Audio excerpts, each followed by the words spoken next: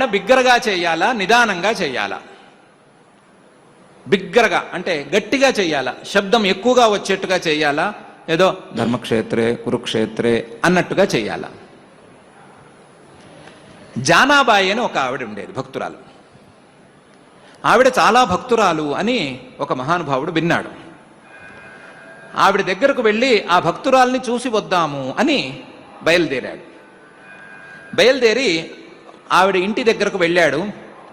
జానాబాయి ఎవరు అని అడిగాడు చుట్టుపక్కల వాళ్ళని. అదో ఆ పోట్లాడుతూ ఉంది చూడండి, ఆవిడే జానాబాయి అన్నారు. ఆ జానాబాయి పోట్లాడుతోంది ఎవరితోనో, పక్కింటి వారితో పోట్లాడుతోంది. ఏమని పోట్లాడుతోంది? నా పిడకలు నువ్వు తీసుకున్నావు అంటుంది. నీ పిడకలేమిటి, నా పిడకలేంటి, నీ పిడకలకి నా పిడకలకి తేడా ఏంటి అని అడుగుతోంది పక్క ఆవిడ. ఈవిడంది, నా పిడకలు విఠ్ఠలనామం పలుకుతాయి. నా పిడకలు వింటే విఠ్ఠలనామం పలుకుతాయి. ఎందుకు? నేను విఠ్ఠల విఠ్ఠల విఠ్ఠల విఠ్ఠల అనుకుంటూ పిడకలు చేశాను, కాబట్టి నా పిడకలు విఠ్ఠనామం పలుకుతాయి, చూసుకోండి అన్నాడు. అందేవిడ. ఆ మహానుభావుడు, మీరిద్దరు ఆగండి, మీరిద్దరు నిర్ణయం చేయలేరు, నేను చేస్తానని చెప్పి ఆ పిడక తీసుకుని చెవి దగ్గర పెడితే విఠ్ఠల విఠ్ఠల విఠ్ఠల విఠ్ఠల విఠ్ఠల విఠ్ఠల వినిపిస్తూనే ఉన్నాయట.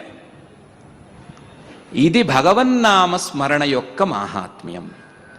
మంచి మాటలు బిగ్గరగా మనం గనక పారాయణ చేస్తే వచ్చేటువంటి మాహాత్మ్యం. మనం గనక భగవద్గీతామృతాన్ని నామ సంకీర్తనని గట్టిగా చేసినట్లయితే మన ఇంట్లో ఉండే ప్రతి వస్తువు, మన ఇంట్లో ఉండే గోడలు, మన పైకప్పు, మన చెట్టు, మన పుట్ట, మన పిల్లలు అందరూ ఈ నామ సంకీర్తననే చేసుకుంటూ ఉంటారు.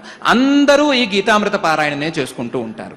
కాబట్టి మనమందరం బిగ్గరగా పారాయణ చేయాలి, గట్టిగా శబ్దంతో పారాయణ చేయాలి.